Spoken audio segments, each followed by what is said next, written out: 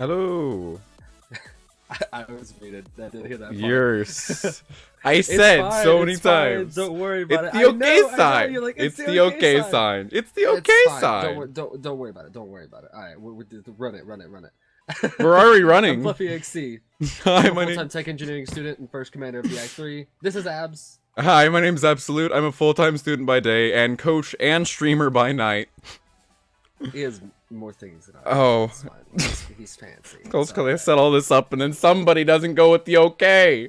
Look, I went with the okay this You time. didn't! My cam. I did. I did go with the, no. It doesn't count unless this. you unmute yourself. It doesn't count.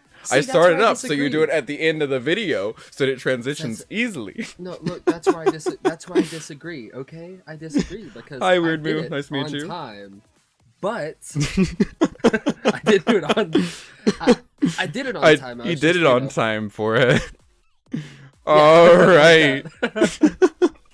Well, after the customary rough start of Fluffy missing the introduction, let's go ahead and start off with the stupid story time of the week. I swear, I'll eventually get it. Okay, eventually. Maybe not today, maybe not tomorrow, next but week. someday. Maybe not the week after that. Maybe the next day, or the next day, or the next day. And your cam. Oh, wow. A lot of things just went wrong. This week. So Streamlabs has this bug, by the way, stream- that if you're not logged in, things have some issues. Oh, sweet. What's going on? No, cam. I'm looking. Let's see. Oh no, it fixed itself. You're good. Now it's frozen. Starting off great this week. All right, let's go and get into the stupid story time.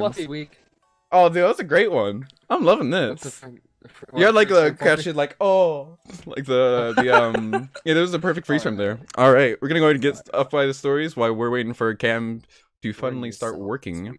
All right, starting with Article 1, Fluffy posted in chat. Florida man accused of trafficking cocaine to Ohio inside boxes of Lunchables. That's about as much of a trip as you're gonna get. Inside two Lunchable boxes. Link. I'm sorry. Oh my god. Man, you're on a record today, man. I love it.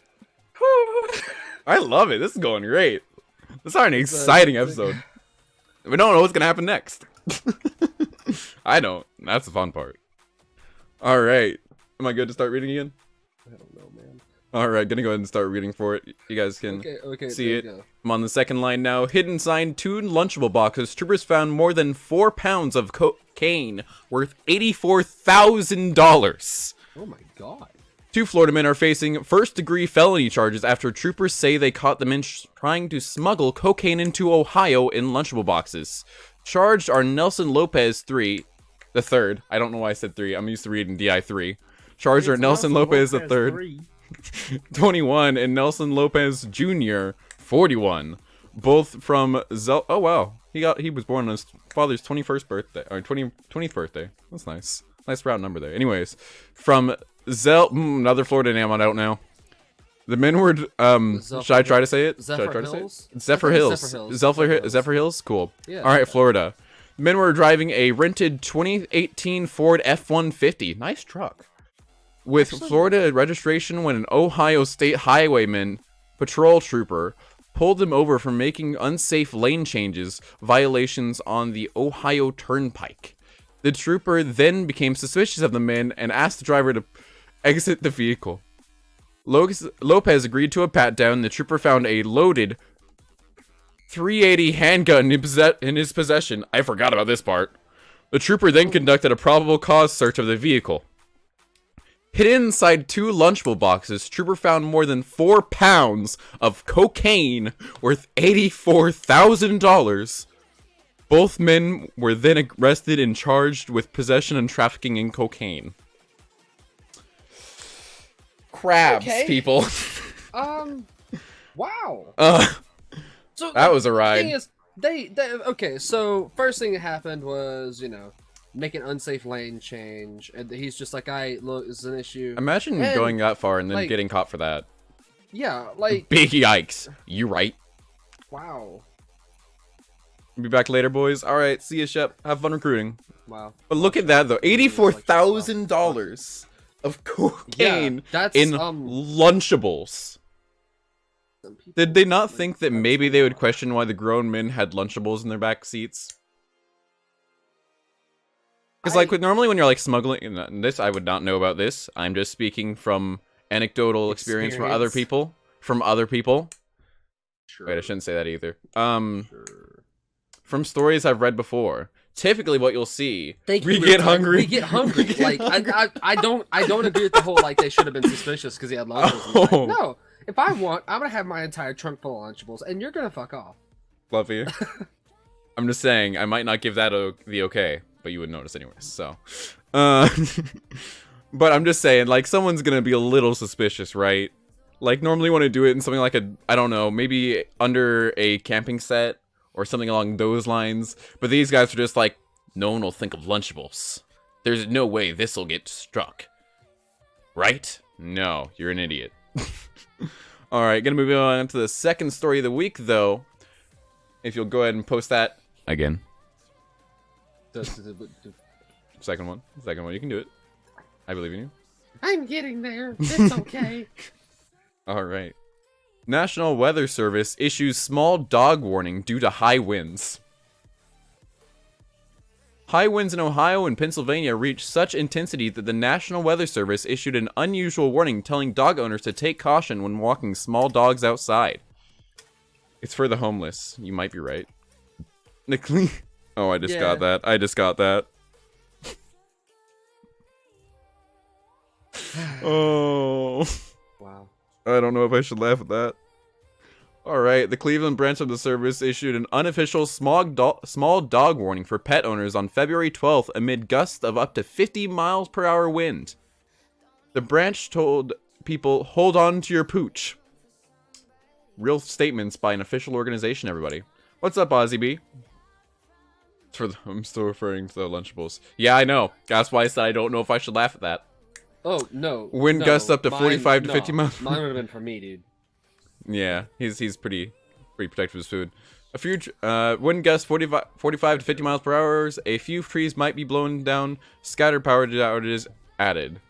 Small dogs have been blown away before. Back in 2009, a Chihuahua was picked up by the high winds and blown out of sight, out of the sight of the owner.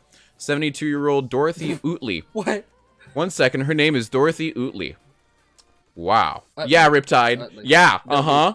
Yeah, Riptide. Yeah. Yeah. Don't know if I can laugh at that one. Yeah. Yeah. By the way, it's not Utley, it's Utley. So Dorothy Utley, Utley. Joe Goldmore, manager of the Dixieland Flea Market. What happens? I saw a flash, he told ABC. It lifted off. Gone. Still the Chihuahua, by the way. Yeah. Oh no! Oh no! Oh my god! That's so unfortunate. It flew away. It matched its name, absolute.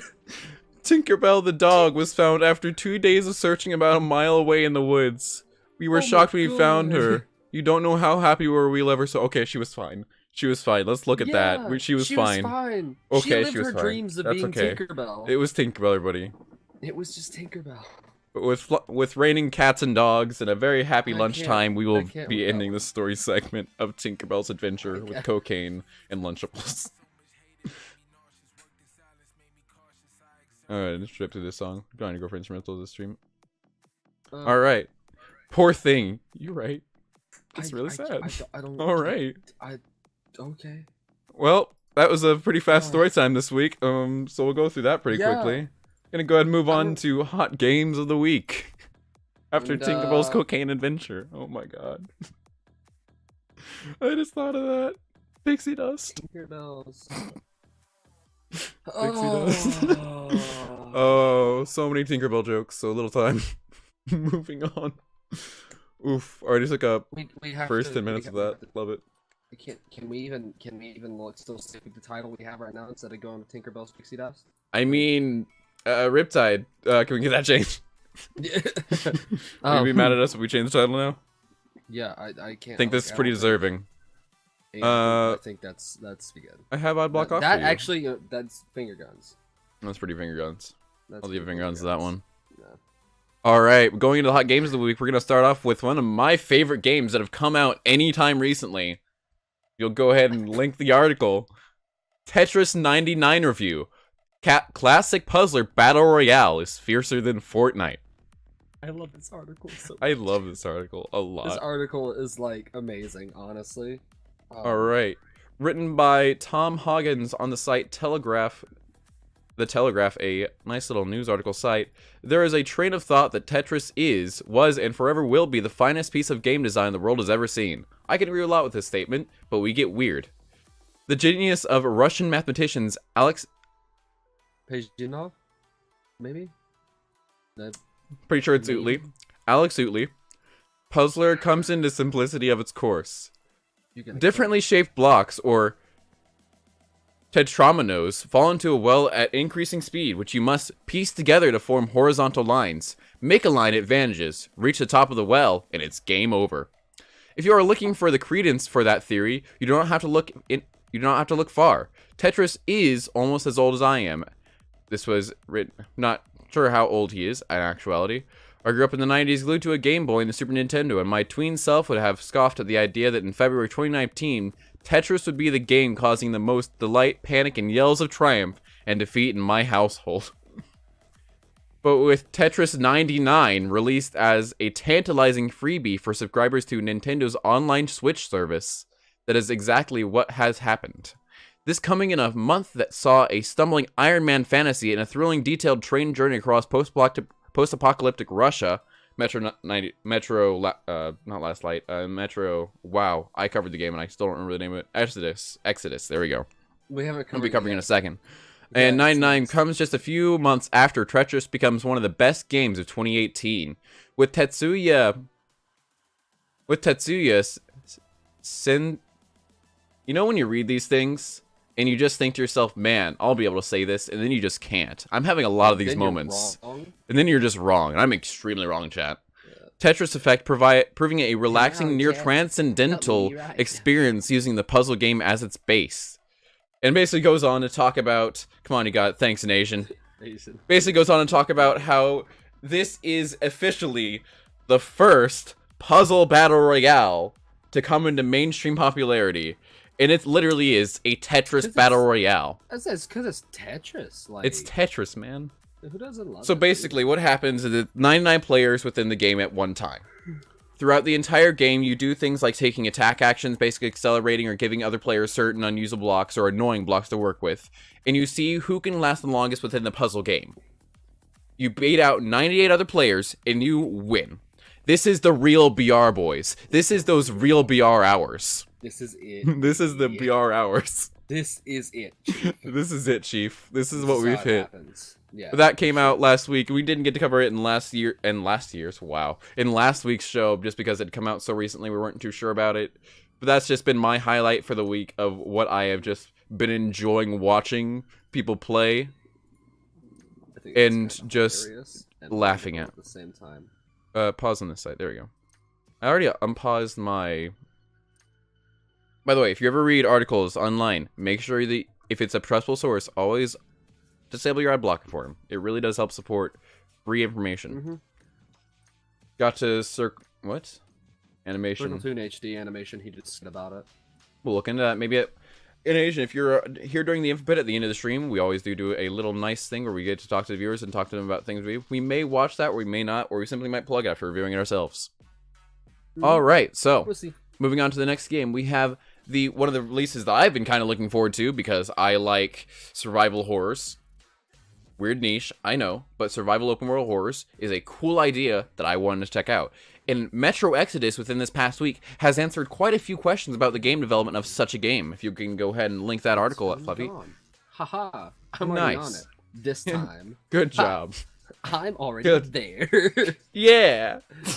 Yeah. All right, Metro Exodus. This is you're probably right.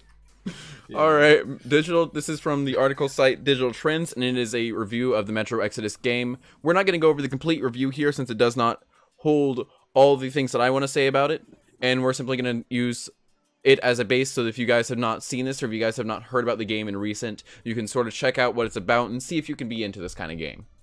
But needless to say, this is one of the...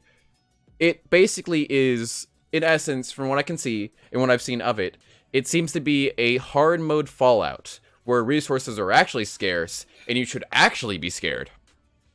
And not just running around and shooting people with Fat Mans. Did you just call it a hard mode Fallout? Yes.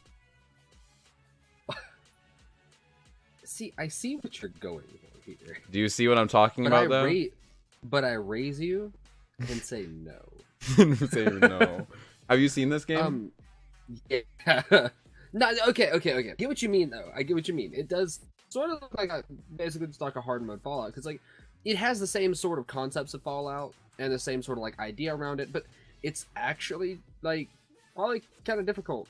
Fallout, you didn't really have much like you had to worry about. You had occasional areas where you're like, oh, I guess I'll have to respawn a few times before I could beat this. But this game is a true survival horror in a sandboxy world. In Metro Exodus, I think I saw a line somewhere.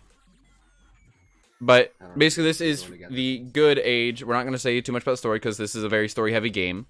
But this is set after the good ending in Metro Last Light from this article. Metro Exodus finds protagonist Artyom and his wife Anna working to protect what remains of Moscow's citizens, but the dead-end prospect this means for his future leaves him unfulfilled. We won't go into much beyond that basis. He does go on a exodus, if you will, a very, very non-subtle allusion to the biblical story of Exodus, or creation of new times. Yeah, we won't get into that. But that's just an allusion there, a nice little storytelling element already from the title. But you'll follow, oh god, Artyom. Wow, I am struggling. I'm gonna get a drink of water real quick. You'll follow Artyom and his wife Anna as they travel across the wasteland and get into quite a few scrapes surrounded by the terrors of this radiation-filled wasteland. Game looks nice, that's for sure. Actually, it does really, really look nice. Mm-hmm. But along with it looking nice, it has some of the best atmospheric horror that I've seen in anything that wasn't meant to be a corridor horror game. Yeah. The audio work for this game, although the voice acting, from what I can tell, and from the multiple playthroughs I've seen of this so far, has been very spotty. But the soundtrack, the ambient music, and the flesh-writhing tones that you get from the background work within this game creates a really, really good atmosphere where you feel like you're still going to be threatened.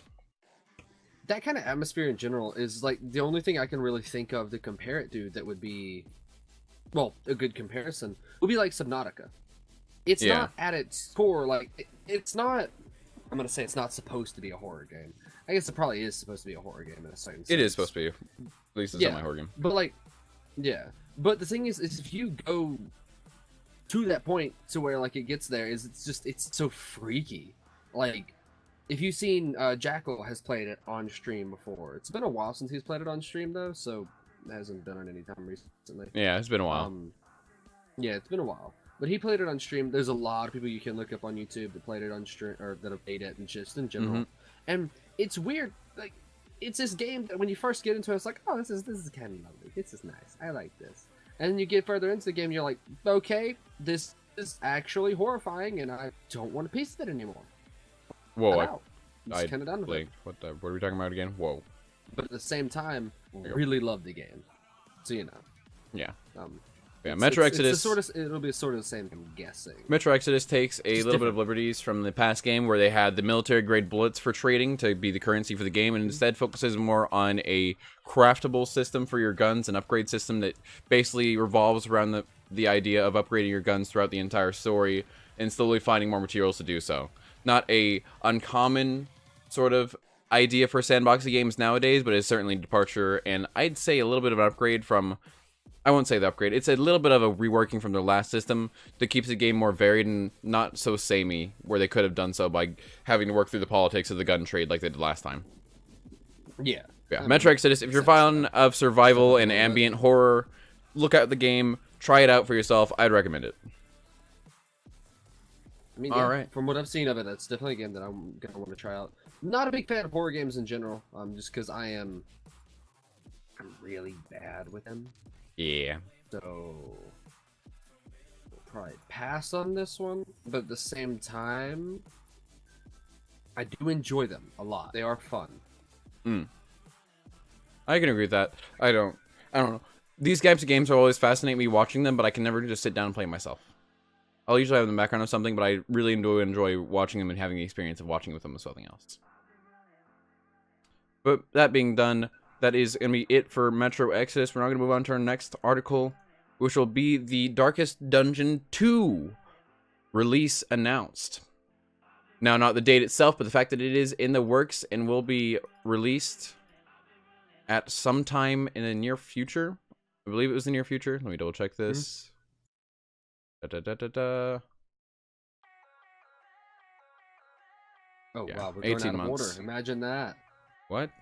Metro Exodus, sorry, Darkest Dungeon. No. What are you talking about? I'm wrong. Nice. It's fine. All right. This. Anyways, back to the subject. Going to talk about the Darkest Dungeon release. There we go. And there's Darkest Dungeon as well on stream. But Darkest Dungeon is going to be a game involving the, of course, Darkest Dungeon series from before. If you have followed it, it was a 2016 RPG roguelike release that incorporated horrific sort of gory elements into its art style and drew a lot of people in simply for its beauty and the sort of disturbing images that could writhe from the rather simplistic models they used. And it literally, because if you ever, horrifying, but really it's cool. great. It was a game that I was watching for quite a while, and I did enjoy a lot of the playthroughs of it. It kind of fell back simply because, as always, the roguelikes are never the highlight for a lot of people's viewing experience, simply because the replaytivity does create varied situations, but it can feel samey from an outside perspective. So it wasn't covered too much past this initial sort of boom it had on Twitch and YouTube, which is only about a couple weeks long, as anything is. But That's going fair. to this was released, the exclusive first details were released by PC Gamer about 5 days ago, and it has said that it will be coming out maybe within the next, or was it? Excuse me. Let's talk more about what it's going to have. The teaser video that is also linked within the article features 6 familiar character classes: the Grave Robber, the Leaper, Man-at-Arms, Plague Doctor, Highwayman, and the Hellion, standing before a mountain range, indicating the Darkest Dungeons 2 setting could take your party over dangerous snowy passes. The video is voiced by Wayne June. Red Hook confirmed to me that the voice of Darkest Dungeon will make a return along with the rest of its original audio contributors, composer Stuart Chatwood and SFX, I don't know, just SFX, crafters, Power Up. PC Gamer was about making a direct sequel to Darkest Dungeon. A quote from Tyler Sigmund, Chris Boy, and Red Hook Studios: "We love our dysfunctional cast of characters, our atmosphere, and our world. Horror is a fantastic space to explore interesting and unconventional ideas, and we have a lot more story we want to tell. Mechanically, we also think we have a few more valuable nuggets, e.g. combat, an example, by the way, not e.g. And there's more there that we'd like to explore and build on. Above all, we are committed to crafting Darkest Dungeon 2 to be its own experience. It will have its own creative and thematic identity." Basically, if you enjoyed 1, this will be not only an exploration of some of the mechanics they didn't get to delve into for 1, but a further upgrade to the series. And from what we've seen for their brilliance of the first game, I do try to look forward to them creating a very, very, very nice sequel here. Yeah, I mean, it definitely looks like the game will be pretty good, and that's kind of that. It's never been my big thing, really. Hence why I never really, I didn't put the article up there. Yep. But I think it looks like it's worth a shot for sure. And I'll say that saying just like, it looks cool. There's this game. I can't think of the game that it looks like though. What game? It's What kind of game was party it? platformer. It is a party platformer. Well, platformer, not really. More of an adventure game, but platformer style. I doubt you. I really doubt you'd know it. I don't. It's not a very popular game at all. You might want to try looking for it. We'll talk about that at the end of the show if we can find I it. didn't even have it on my PC. I had it on my Xbox. Oof. I could boot that up real quick and look at my look at what I've got, but at the same time, I don't really want to. Yeah, that's understandable. But yeah, that is a release that has been announced. I am looking forward to the second game in the series, Crab. I'm looking forward to that extension to the series. I really do like the Dark Ascension series, both as a roguelike, as I'm a fan of roguelikes. I do like roguelike games a lot. One of my favorite games of all the time has been Binding of Isaac. I just enjoy them. Just extensively exploring what they have. Binding of Isaac is actually really fun. No good at it, but it's fun. Crab chat. Crab. Okay. And a commercial's running. All right. Well, while we're doing this commercial, does anyone have any questions about any articles we have, or just any general questions we can answer within the time frame of these 180 seconds of ads? We'll accept them from chat. Or, well, okay, so it's supposed to run 180 seconds of ads, but it usually doesn't anyways. Yeah. Also, why everything's just gone dark on this side again? Why? I don't know. Is your lighting wrong? No, my lighting's fine. It's just like, I don't know why I looked up there. There's no lighting up there. Man, you got some great... You upgraded your lighting since I last saw it, Smile. What? Upgraded your lighting again, Smile? Maybe. If anyone doesn't know, Fluffy uses his phone. I use my phone, yeah. No, because I ordered we talked about this a couple weeks ago, actually. I ordered the softbox lighting. Mm-hmm. Then we could actually like set up like a little, like actual nice like lighting and everything. Yeah. And still hasn't come in. Tough. So I'm just waiting. I'm just sitting here like this is a scuffed setup, but I use my monitor. In here. I just use my monitor. Well, okay, my lighting. Very, very if I bright. didn't use if I just used my monitor, because my monitor is decently bright too, but like this thing, that would be my lighting, which isn't awful. Don't get me wrong, but like, well, I already fucked that up. But like, nice. This is better. Yeah, it's leaning differently now. So sweet. It's in my eyes. Nice. Okay, all right, the ad should be coming from break soon. Like that now. Anyone in chat not subscribed? Mind putting a little crab in chat so we know that you're back? We don't want to leave anyone behind here. I just look straight in that light now. I'm dying. It's fine. He's dying. Don't worry about him. He'll be fine, chat. He'll recover from it. It's only a little death. I'll recover. I have to actually fix this though. Fog. All right, I'm not. I'm going to go ahead and change stations while we're waiting for people to get back real quick. Yeah, I like this one a lot more. Grab. All right, that should mean that most people will be back.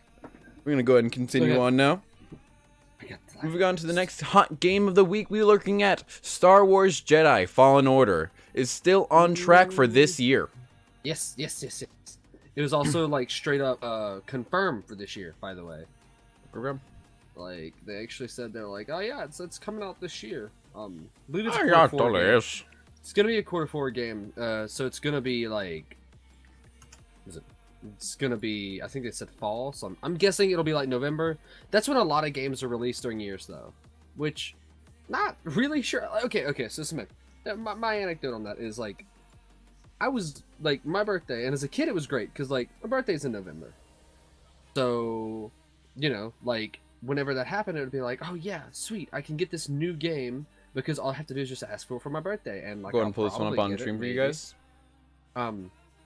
This one, there's like nothing there on it. But this one, sadly, they do have a video. It's not okay. So they have EA confirms Star Wars Jedi Fallen Order is still scheduled for this fall. Well, I'm looking at the first Star article. Wars game cancellation report. Does it the first one? Yeah. The scheduled for fall. Have it up on stream. You need to see it, bud. That's what I'm doing. I'm pulling up stream to see what you have. Okay, you're looking at it. Sweet. Yeah. That's the article I read. It's okay. Video playing.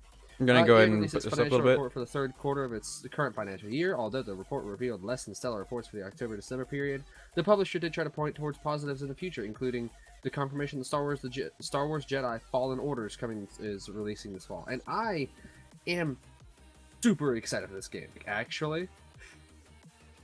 And what's so good about this game? Because I'm personally following this. I'm not too interested in a lot of the Star Wars releases now. They're just not exciting for me. So this is the big thing. Chair will stop spinning. That's not the big thing. The big thing is like they're trying to take a book out of like, you remember Star Wars: The Old Republic, right? Yeah. Okay. What was your opinion on that game when it came out? The Old Republic? Yeah, Old Republic. The MMO game. I don't know. It was a cool exploration of MMO Star Wars, but that's about as far as it got. What if you could take that MMO experience, take all of the story, base it around one character, yours, and make it a single-player driven storyline? What do you mean incorporate the MMO then? Well, okay, the story to the MMO itself and the massive universe that you can explore in the MMO. Put that all in just a single-player game. Okay. And have it story-driven. That's pretty interesting. And the story is interactive at that. Okay. That is this game. Except, so, the story's already a little predisposed, so it's not gonna be like everything's automatically, yeah, this is that, and that's this, and done. No, it's gonna be more like, it's more like, this stuff is going to happen, but how your character develops is on its own. Force Unleashed, that's another really good one to look at. So in Force Unleashed, was it Force Unleashed? Force Unleashed was the last one, right? Yeah. There's another one, Star Wars, I can't remember. It might have been another Star Wars Knights of the Old Republic game, because a lot of games had that same name from Star Wars, sadly. The single-player one where you fought like Darth Plagueis, not Darth Plagueis, Darth Revan and the other person. The ones who train, yeah, it's Star Wars stuff. Whenever you like fought Darth Revan and the other Darth dude, I don't remember who it was. That one, in that game, there's like a light counter, quote unquote light counter. I would say it's like, are you a Sith? Are you a bad boy? Are you a good boy? Sort of like the Fable 2 system.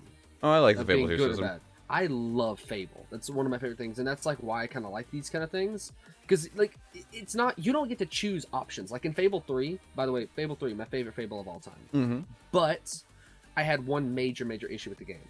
That was? At the end of the game, by the way, spoilers for anybody who hasn't played Fable 3, but it is like an old game, so I'm okay with spoiling this one. Wow. I'm sorry. It came out in like 2009. If you haven't played it by now and you're really upset about spoilers, mute me for just a minute until I'll you know what? I'll wave whenever I'm done with the spoiler. Okay, mute now. But so at the end of the game, you're trying to fight like the big plague and everything that's going on, right? And you have to make a choice on whether or not you're going to, like, are you going to make bad decisions that makes you evil to save money, to build an army, to protect your kingdom? Or are you going to be the good guy and lose a lot of people? Well, there's a massive exploit to the game.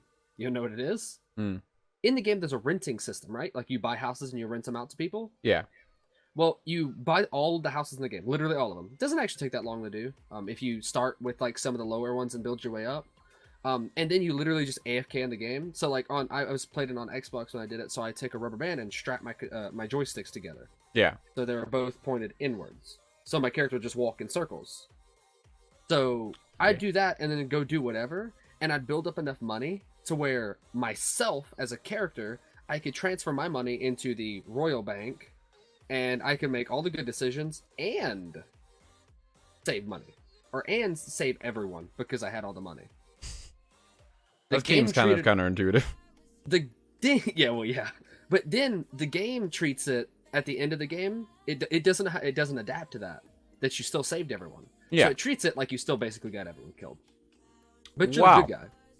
But my whole, like, the reason I brought that up is because in that game, it's very clear. This is the good guy choice. This is the bad guy choice. Are you a good boy, chat? Are you a good boy? Or you a bad boy, chat? Are you a bad boy? 2, in games like Fable 2 and in Jedi Fallen Order, it's gonna be more like, what did you do? Your choices are going to play options in that. Like, we can't really get away from that, like what you choose in game.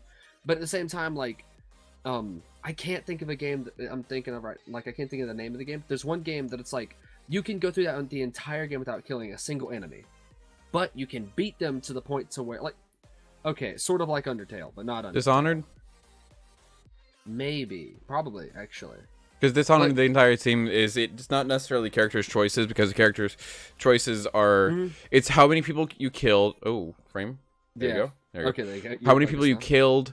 Did you kill anyone at all? Did you raise any alarms? Did you teach the world that they should fear you? They should fear the Empire? Did you teach them they can trust the good of humanity? Did you teach them that by how many people you killed? How many guards you killed? What was your times going through these? Sort of like were you someone to be feared, or were you someone who they could just sort of slip by everything? Stuff like that. Yeah, like that. So instead of a system of like, what were your choices? What did you do? Like, how many people did you affect along the way? But like, it's like not what did you do, but how did you affect those people? Not just did you affect them or how many. It's how you did. How did you affect them? In what way? Literally, you could go. So, I thought I heard it clicking over there, but then I realized it's just the song I'm listening to. It's clicking like it sounds like it's clicking like right here on my headphones, and I'm like, what's that? Is that a body snatcher? Probably body snatcher. Okay, come on. Okay. Now we're both doing it. We're both doing it. It's just issues. But Todd. So the biggest thing with that is it's like, what if you like, let's say Assassin's Creed, you go through. There's no like good or bad counter in that game because it's a little bit of an ethical debate on whether you're good or bad in those games. But, I mean, you're kind of preventing the mind domination in the entire world, so it's more. But you're also murdering people.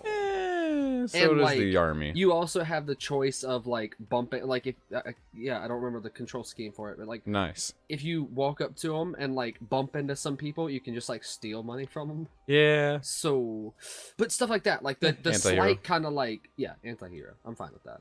Like you bump into someone and like you steal money from them, that would count towards your score. That makes sense. So like, and I really like that. Like it makes it where it's much more interactive actually, and that kind of thing.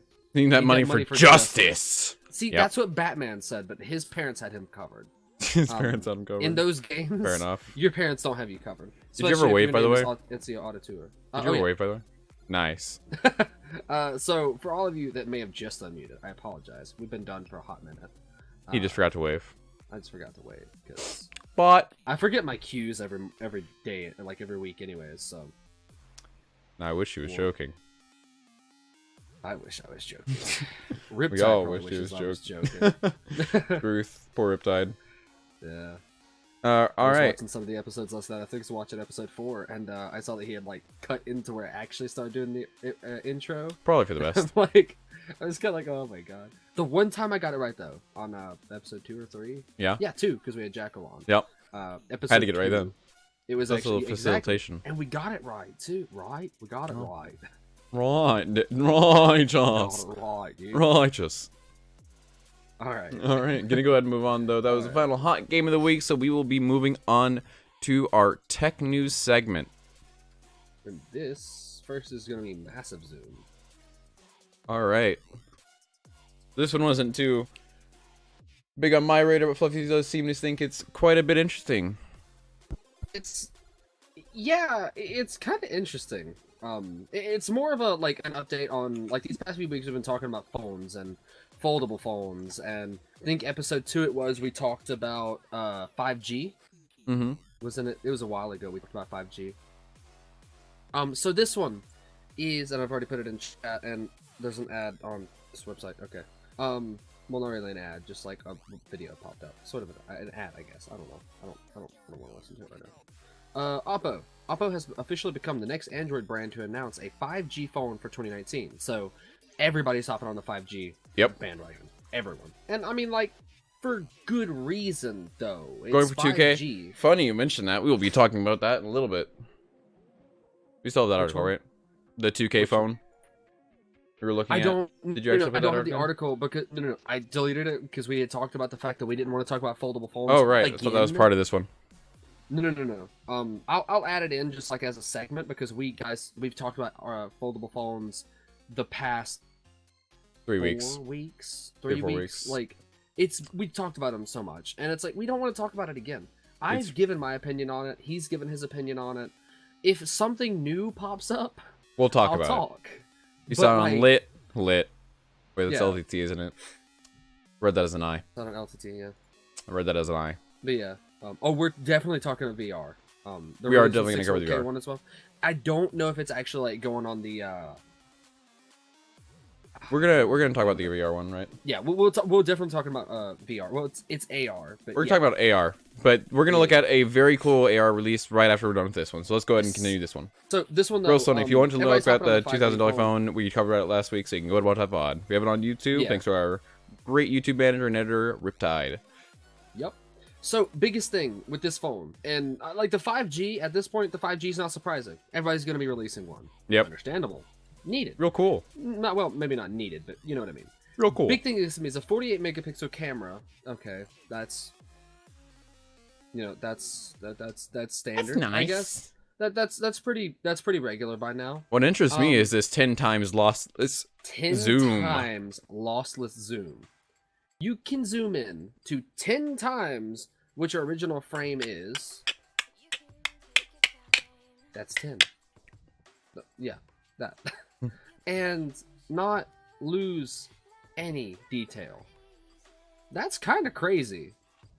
No, okay, that's insane. Here we go. That's actually nuts. Here we're gonna talk about this.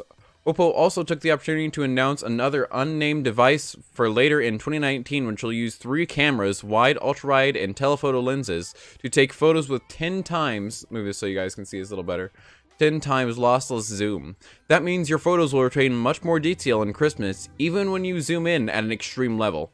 Lossless photography is most prized when you're taking shots from afar, say of a deer in the woods, a statue on top of a dome building, or a performer on stage. The future Oppo phone will have 3 cameras, wide, ultra-wide, and angle, telephoto to reach a total range of 16 to 160 millimeters. It'll also use a 6.76 millimeter thick camera module, which makes room for a larger lens, and it can let it get more light and improve overall image quality. So that's a really nice photo phone. We'll deal with it. So NVIDIA recently in the gaming TV, we haven't really gotten enough information on that one yet. To do a full on segment about it, just because that is a very new thing that we want to kind of deal with. So it's going to take some research to take the qualifications of it. Yeah, it's definitely something we've looked into, but it's not really there. Not the highlight yet. It will be. Maybe next week. Come back in, see what it finds out. Yeah. Plugging hard, as always. So, speaking of plugging hard, we're gonna go to this one where the AR. And nice, got there eventually. Got there eventually, yeah. It's one that I'm really interested in, actually. This one does coupled by a video. Should we go ahead and show that to them?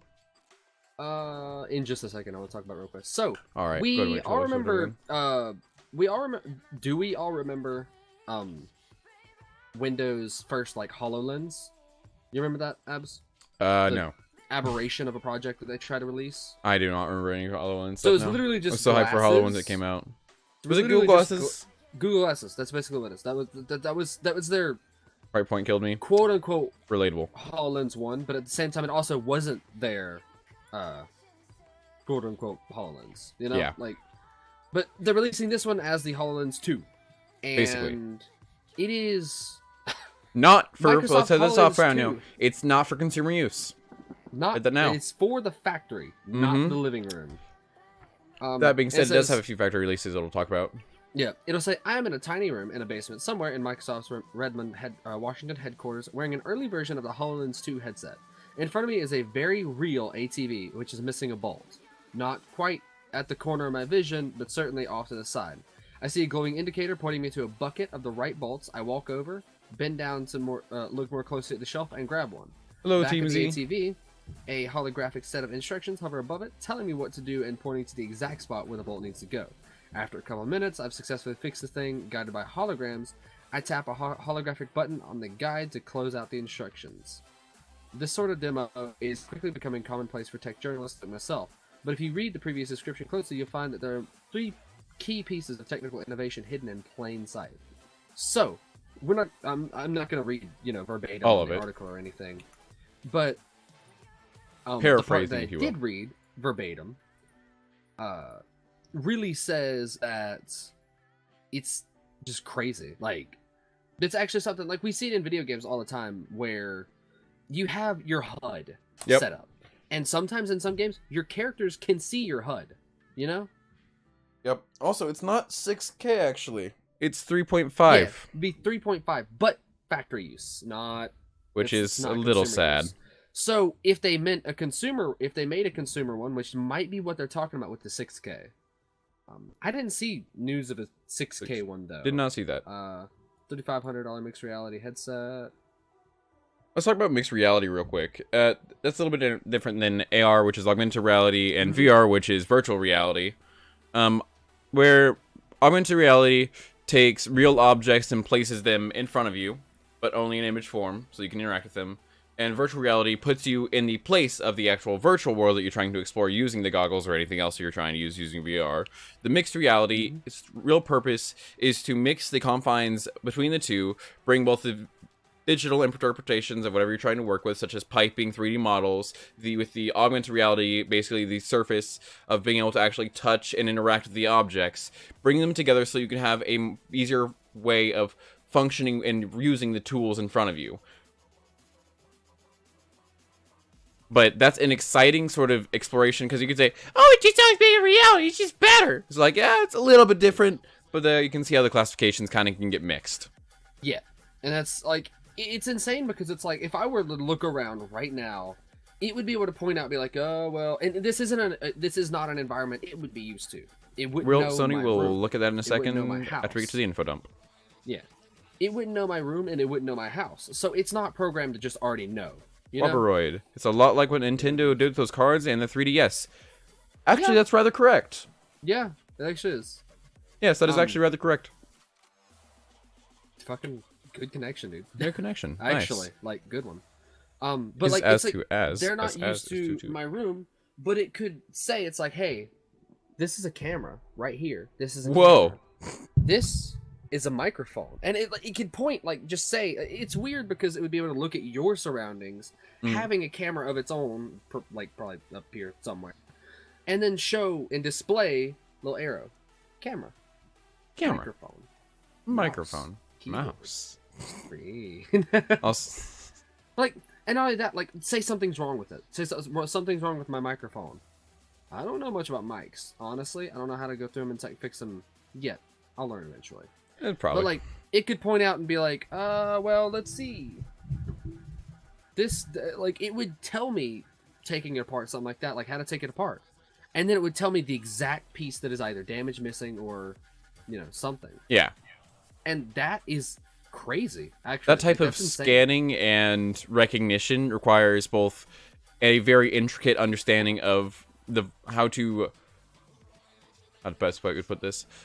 both scan a room, and have a camera, a working eye, tell the surface and everything else simply by lighting cues and shadows, along with a couple other things such as multi-lens adaptation to see where each thing is in a 3D plane, but also an understanding from an AI sense, an artificial intelligence, your camera defocused, but an artificial intelligence sense to, whoa, that was weird. Really bad. That was really bad defocusing. That was the worst one yet. Let's go. Pog. New records. All right. We're getting worse and worse. Woo! Are going to be a blur eventually. Nice. That's all they'll be. But going through and finding out from an AI and thinking perspective how to make it interpret each thing. But with that being $3,500, it will not most likely be a home tool just yet. We can all dream about it. We can all look forward to it when it eventually comes out. But we're not quite there For yet. sure. Okay, so Whipperwood has another good point. Yeah, they delve deep into AR. Even the Switch is similar with their controllers normally each marble and when ice melts. Something I remember, as soon as the Switch came out, I had a couple friends that got it, and I didn't get it immediately. Like, I was kind of... Didn't switch over yet? I didn't switch over yet. I definitely thought it was going to be like a very good console. And it had some good games releasing right off the bat. I mean, obviously... It's Nintendo. They have good games. Yeah. Who knew? But it's one of those, like, I looked at it and I was like, I don't know. Like, Breath of the Wild is a phenomenal game, and I've seen a lot of crazy good gameplay in it, but, like, do I really want to have it? And, like, I went over to one of my buddy's house, because, we were just going out over there. I think it was his birthday. We were all just kind of chilling. Nice face for him. But we were all just kind of chilling today, and he decided, he was like, hey, we're gonna, I'm gonna show you this, because I know you don't have one. Everybody else here's got one. You don't, though. And I'm like, all right, cool, let's go. And he showed me a tech demo. Like, you could buy a game that was basically just a bunch of tech demos. It was actually, like, it was a game, but, like, also just a bunch of tech demos. Yeah. Where you could grab it and do, wait, like, Fluffy, this Fluffy. and We need to work in the word tech demo one more time. Tech demo. Tech demo, yeah. So, like, you could take the Switch and roll it like this, and there's, like, a marble on screen. And as it rolls around, you can feel it in the controllers rolling around like you're holding a board and rolling a marble on it.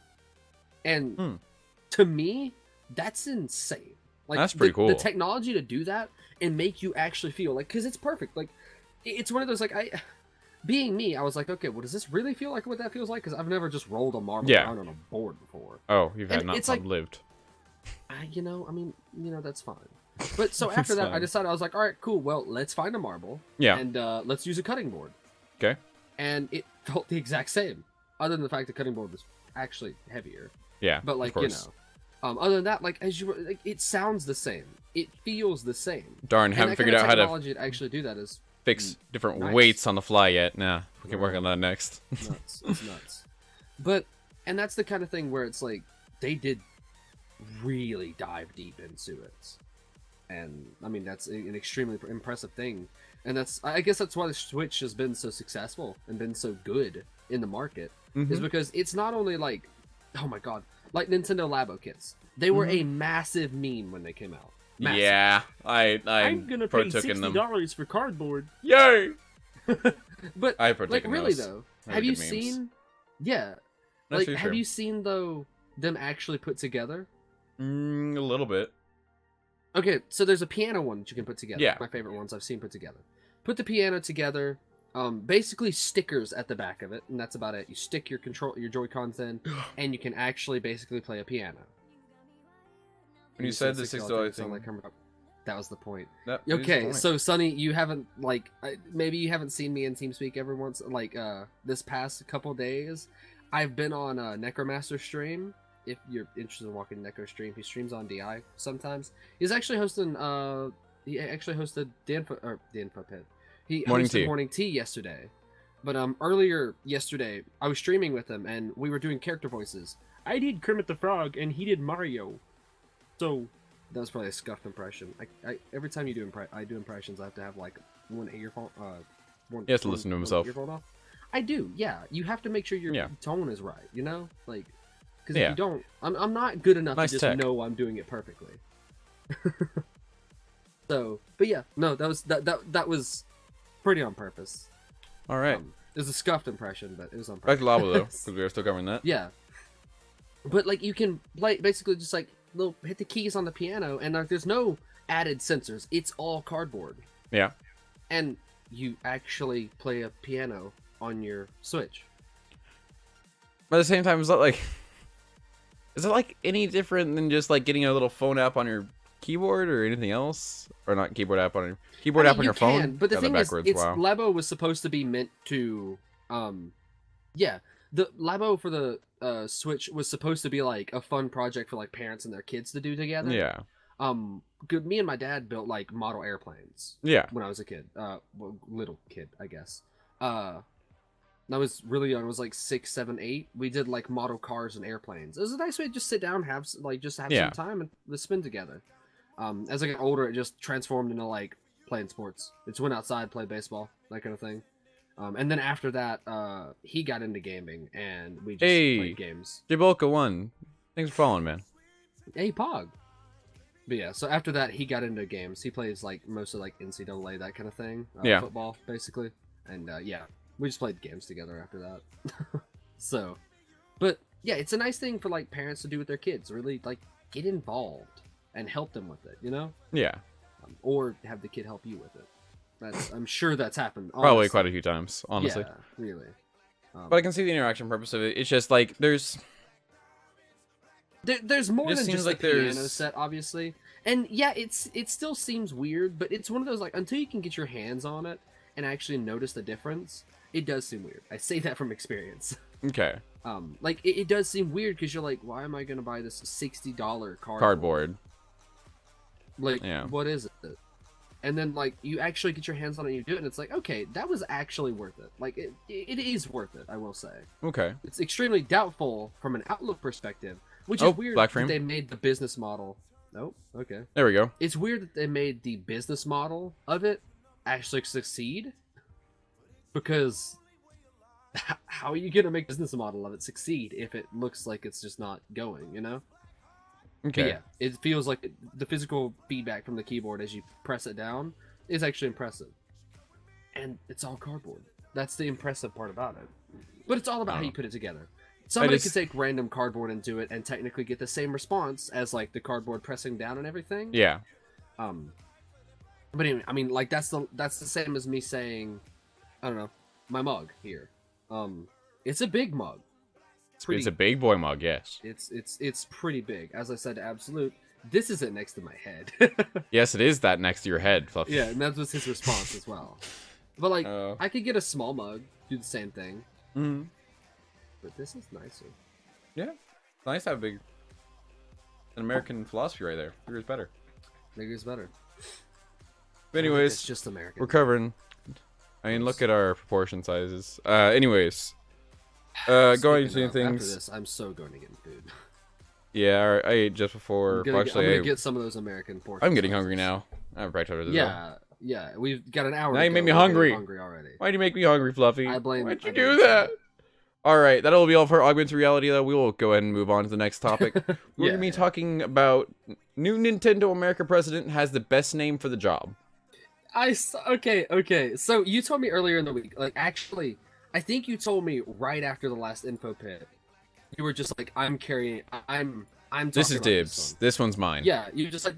You guys have Netflix? Like, I do. I just don't do it because it's the family one. I do, but well, it's mine. I just don't use it all that often. I don't watch TV. I don't usually have all that much time to do so. I've got a lot of things I gotta do. Yep. So, TV is usually just not one of those things. I'm one of those people who you always have to have something in the background going on. Yep. But like, it's always music. Like right now, I'm listening to music, even though we're in a talk show. I'm still listening to music. Yeah. All right, we're gonna go ahead and talk about this article though. Go ahead and talk about no thanks. Sorry, Kotaku. All right, but Nintendo America president Reggie Phil. Wow, I'm having such a struggle with names today. Like it's been not there. Reggie Fils-Aime is retiring. We'll look into that. Umbrella Academy. I do want to talk about that during the info dump. We'll talk about that in a second. Whack Nation, actually, just to give him a little bit of a shout out as well. You can follow him on Twitch at I think it's twitch.tv/whack just Whack Nation. Just Whack Nation. Yeah. Nation. He actually told me about that yesterday. I love the guy to death. Me and him play Apex a lot together. He plays a lot of Apex on stream as well. But my dad has been watching a lot of the series, and it looks, for what I've sat through, because I haven't sat through the whole season, but I've sat through episodes of it, and it seems very, very good. Yeah, because like, really last night, me, Absolute, and a couple of we should talk about this in the info dump. Watching, Anyways, all right. So Nintendo America president Reggie Fils-Aime is retiring. Reggie Fils-Aime body is no longer required, or is no longer ready. Wow, I forgot about that line. Still makes me giggle. The longtime president of Nintendo America is stepping down on April 15th to be replaced by marketing man Doug Bowser. Some people are meant for certain jobs, people. Nintendo said in a press release today. Fils-Aime, who was with Nintendo for 15 years, became an instant gamer celebrity when he took the company's stage at E3 2004 and declared, "My name is Reggie. I'm about kicking ass, and I'm about taking names, and we're about making games." Honestly, great line right there. Yeah, for sure. He was one of the iconic publishers, most public personalities, frequently representing Nintendo at events and in live presentations, and injecting charisma into a company that could otherwise at times feel robotic. Some say with labo robotic. Alongside legendary Mario creator Shigeru Miyamoto and late president Satoru Iwata, Fils-Aime was one of Nintendo's main public faces for over a decade. Here are the requisite press release quotes. We're not going to talk about it exactly. But Fils-Aime is being replaced by Doug Bowser, and if that's not just a great name for any kind of CEO, especially in relation to directly Nintendo, to have it be one of their character names as the last name, that's pretty great. That made me happy. Good. We are going to say goodbye to Fils-Aime, though. He was a great presenter and a great media sort of representation for Nintendo, and an overall entertaining personality to watch, so he will be a bit missed. Yeah, for sure. I mean, like, so he is, like, it's actually somebody I've kept up with a lot. Because he is such a personality for something that, like they said, no, I really can't think of any way to say it better. It's a company that seems so robotic sometimes. Mm-hmm. Like, but the thing is, we don't think of the company as robotic oftentimes, because we think of what they're doing in America. That's where we live. Yeah. Unless you're not in America. Really? Maybe you have a different opinion on it. I thought I lived in Mexico. Wait, shit. All right. I mean, You're not super far from it. Yeah. But, you know, it's one of those, like, we see it as that, we see it as, like, maybe this energetic, like, kind of fun company because of him. Mm-hmm. Like, he has made it that. He's made it a very consumable product. Yeah. In other words. And it's been a great time watching what he did. Both from a business and entertainment standpoint. Seeing some of his presentations on new games were just kind of funny. Like, they were just funny. I mean, really, his first intro to everybody was, hello. Hello. Nice. Hey. I can't. You almost got it. He'll have to pull the article back up. It's not my day. It's a little bit of a rough day, honestly. He's just like, my name is Reggie. I'm about kicking ass. I'm about taking names. And we're about making games. And from then on, we knew, oh, this guy's going to do something interesting. And he did. Yeah. Yeah, he ran Nintendo of America for 15 years. An impressive sort of a word. Whoa, an impressive run. There we go. Yeah. To be sure. Making Crystal just cause? Making Crystal? I don't know what that means. Alright, skip this song real quick. No idea what that means. Alright, anyways, we'll be saying bye to Phil Ames there. He was great. He was a great president, but we'll go ahead and move on to our next Doug Bowser. I can't get over that. Like, man. I'm not gonna get over that. Yeah, that's like so great, man. Yeah. Actually, I mean, he's just what's the dot dot so dot? perfect. Oh, sorry. I'm just in chat, so it's like the second one. This one. All right, so Fluffy, you brought this one up, so you can go ahead and take control of it while I put it on screen. So this is can't remember who it was I was watching that I actually made a joke about this the other day. Not about this, is about a kind of like this. Yep. So we all know what Tinder is. Mm-hmm. If you don't worry about it. Yeah, don't worry about it. Don't worry about it. Yeah. So the thing is, this is like Tinder, but for dogs. Whoa. And it's not dogs matching with other dogs. It's so the interesting part about it is it's funny because it's like Tinder for dogs, ha ha ha, funny. But at the same time, this is like something that shelters are actually using to up the adoption rates of dogs. I don't know if there's a cat version. I think there probably is. I don't know, dude. But they're actually upping it to, you know, they're upping the adoption rates. Because if you like a dog, you swipe right. Look at that pup. And you get to, like, know, like, you automatically just get to know where's this pup at when you want to go get him. Like, and you can set it up to, like, go ahead and set one up. And it's called Get Pet. G-E-T-P-E-T. Get Pet. And it's so, like, they're so cute. Look at these beautiful pups. Real? Why you gotta make it weird? It was so wholesome. I can't believe it. But no, like, it's such a good app because it actually helps them, like, it helps them find homes. And it's so nice. But they did it in a way where, say this as kindly as possible, because I'm also one, but, like, it did it in a way where millennials will actually do something. Woo! As in, like, leave the house and go get a dog.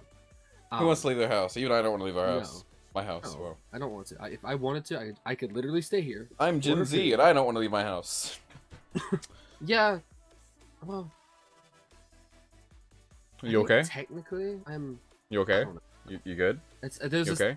Yeah, no, I'm not. It's fine. Where's the cat version? Like, give him a month. They'll get you. You'll be fine. Yeah. Yeah.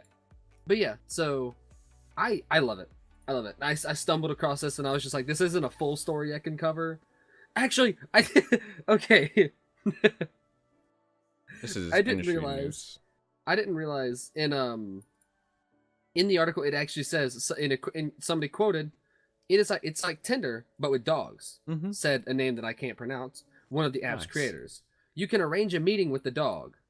A date. There's a couple photos from that. Let me go ahead and re-show those photos. Can you imagine having having a first date with your dog? All right, no, don't say it like that. It's not in a bad way. People just overdo it. Meeting your dog. Yeah, that's true. People just overdo it. Look at this though. That's sad. Look at that. They are. Look at that. Look at that. It is. Look at that. Oh, dogs are great. Dogs are truth that humanity can do something. Shiba back in here. Your Shiba back in here.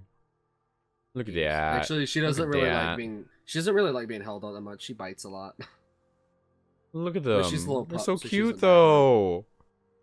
Look at him. Look at him. I bet these people don't own dogs. Lurk. Lurk. In the pigs? Maybe they do. I don't know, dude. I don't know. But I definitely, Well, if not, let's hope they were picking some up there. Yeah. Hopefully they were picking them up. Maybe those were not paid actors. Ooh, and that'd they be great. actually were people going and getting the dogs. Ooh, and meeting them. Big brain. That'd be nice. That'd be nice. But all right. Wishful thinking. We'll see. Okay. And AI ethics. All right, So moving on to this one there. off, or, I'll go ahead and you route the article up. You get the choice. This one we're going to bring on screen, or this one we're just going to be talking about? This is one we're just going to talk about. All right. AI ethics is something that's been going on for quite a while. I'm going to read a little bit of this article first. A recent design by Research Lab OpenAI to limit the release of a new algorithm has caused controversy in the AI community. The nonprofit said it decided not to share the full version of a program, a text-generated algorithm called GPT-2, due to concerns over malicious applications. But many AI researchers have criticized the decision, accusing the lab of exaggerating the danger posed by the work and inadvertently stoking mass hysteria about AI in the process. So, we've all see things... Terminator. We've all see, like, Terminator all these things... iRobot. iRobot. That's what I remember. I said AI robot. I'm like, wait. That's Yeah. wrong. iRobot is another good one. Like, it's just... Apollo. Yeah. Like, we've seen think so back much science stuff fiction where it's like, in science fiction, there are so many books and all these kind of stuff about, will AI turn against us? I mean, in a way, the thing about AI is, like, it can't really turn against us unless we create mortality. And in that sense, it's terrifying because that'd be weird. But at the same time... That's a conversation I'm not ready for. That's a conversation I don't want to get into. Access denied. Yep, but pretty much. But the thing is, it's like also, if somebody does make a program, a malicious program, set to program something like, okay, let's say we get to, it's like 400 years in the future, we've got robots like maids. Everybody does. Robots clean your house all the time. Okay, cool. Well, these robots are very humanoid. They just walk around and clean shit. And suddenly we have cyber life. Makes life easy. And the next thing, okay, well, yeah, that's basically Detroit Become Human. That's cyber. Yeah. But instead of going rogue and all that kind of stuff, it's like they go like. I'm very tempted to start saying bless you whenever your cam freaks out or your connection freaks out. I mean, that's fair. Like a technical sneeze. Yeah. The internet's sneezing. Sorry. Bless you. But so, like, this kind of thing. If somebody puts through a malicious program, and something happens, well, next thing you know, I might be sitting here talking to my computer, doing a talk show, and door gets busted down. Robot comes in, looks at like you as a person, and says, "You're unclean," and they go at you and take you out. Wow, that escalated quickly. Yeah, I mean, it's the thing is, it's like. Oh, what the heck? What? Multiple topic heads are open at once for some reason. Oh, nice. But yeah, so the thing on that is it's AI's at work, people are attacking already. Danger, Will Robinson, yeah. But since the thing is, it's like, what if, like, malicious programs are an actual worry when it comes to later on stuff, right? Now, right now, they're not that much of an issue, but it's something that we obviously have to look at for the future purposes. In this article, they talk about the fact that, like, somebody refused to release a text-generated algorithm named GPT-2 because of the concerns over malicious applications. It has literally become a meme. So, like, the debate has been wide-ranging and sometimes contentious. It even turned into a bit of a meme among AI researchers who joked that they've had an amazing breakthrough in the lab, but the results were too dangerous to share it at the moment. So, like, a lot of researchers have taken as a joke, like, why are you doing that? Because this is stupid. But the thing is, when it comes to that, is it's like, there are real concerns, there are legitimate concerns, but on the other hand, we had a breakthrough. We knew how to cure this disease now. Really? Cool. Oh. Yeah. Can't share it yet. Can't share it yet. Not yet. Somebody might use it for the wrong reasons. To be fair, we can look at human history and say, oh, they did do that with the nuke. Yeah. It also did do that with things such as had a breakthrough with disease the research, atom, and then that kind of makes sense. But at the same time, it's like at the same time, like the one task not learn. See, that's the problem. Is it Agent. artificial like, intelligence then? It's not. Well, okay. So the thing about that is AI is the whole purpose of AI is to learn. Edie, if y'all remember that program, that was creepy. You could go on there and talk to Eve, and okay,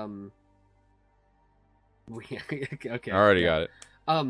But like you go on there and talk to her, and like she'd learn from however many conversations she had, right?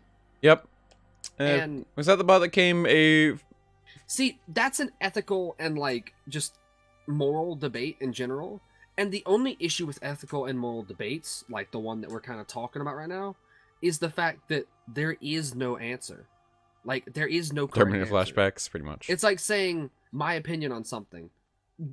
Well, absolute. Do you like pizza? Oh, yeah. I like pizza too. So, Nice. there you go. It's a fact. Everyone likes pizza. Pizza is good. Fact. I mean, if you don't like pizza, you can... Well, see, There's it's the thing. door. Pizza, that's there. the thing where we say, like, pizza is good. Fact. It's done. Well, it's an opinion.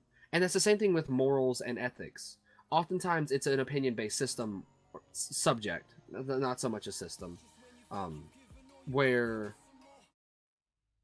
you know, that kind of thing. Yep. It's all... The lines for things such as... Terms such as ethics, moral codes, systematic functions... Things don't always have a clear line between them.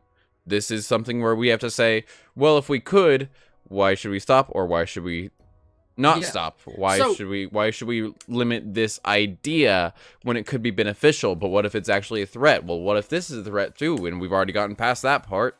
None of it is clear. None of it really makes sense because it's all powered by this great thing called human fear.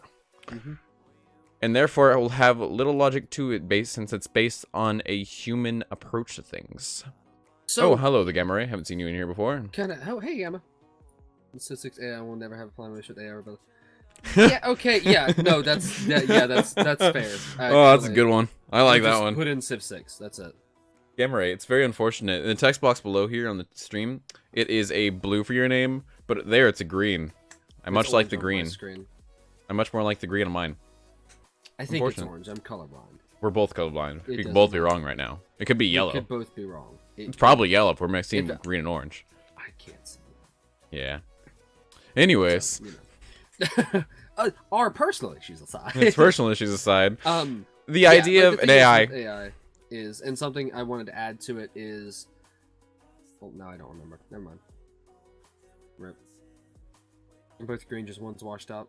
I don't know, dude. Cool. Yeah. The movie, and I legit like the name, but this dude in the TV show made this AI which ended up killing its creator, and before it blackmailed into finding a host which could take over. I remember this story. I don't know where from. I don't remember the story, but the only thing I can think of when it comes to host and takeover is Venom. What? So, host. Not the same thing. That was like the original idea of Venom. When it comes to like host takeover, get a host take over the fucking planet. Oh, you're probably right. Yeah, that was the original idea with Venom, and then he met Eddie Brock, and he's just like, "Holy shit, you're a loser like me," and they're like, "Yeah, let's beat the hell out of." That was the newest movie. That was not the original one. No, newest movie. It was a chip that was implanted into his spine. Painful. Now it sounds like Doc Ock. Yeah. What do you got? The last time Into the Spider-Verse was weeks ago.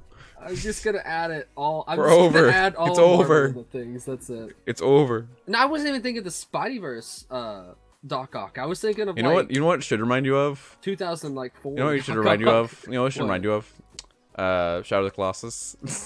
It should. All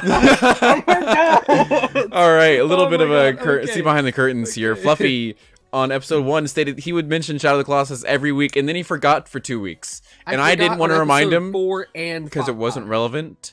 But he wanted me to remind him this week. Do with anything that we were talking to? Yeah, and I wanted him to remind me because I would have forgot again. Nothing had anything to do with Shadow of the Colossus. So he just wanted to say Shadow of the Colossus. No, we're not going to. But no, we're going to. No, we're not. No, we're not. I found the movie name. What is it? Real? I like the game.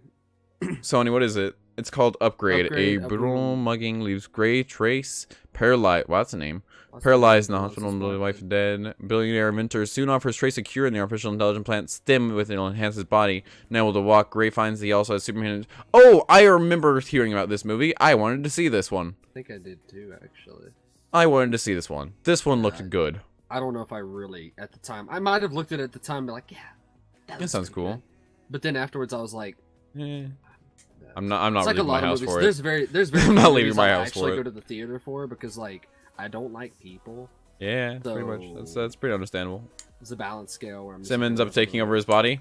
Yeah, that makes sense. Unfortunate. That's how those movies go. Yep. I'm sure there's some message about the enhancements of people not being good enough, but yeah. Drunk Deus should be in the Ex house. feel much? What's up? Don't say anything stupid. Yeah. And they didn't show how Stan was secretly controlling him without him knowing by convincing him to do stuff. Ah, cool. Current discussion on Industry topics. We're talking about the recent AI discussion about moral structures within the AI and the recent lack of press release for a certain discovery that was made but not released due to it becoming a harm or too dangerous for the natural public to know. And then it was basically joked about for a while. They mentioned basically we're talking about in AI. the article. Yeah, they mentioned in the article about it being like. Go ahead and causing relink that mass for any hysteria. new viewers. Yeah. It. Oh, said welcome in all the site. Haven't seen your name article about before. the whole like Or incredibly handsome. Thanks. Don't think so, but thanks. yeah, I mean like he is. I'm not. Don't fine. even draw that. We're done.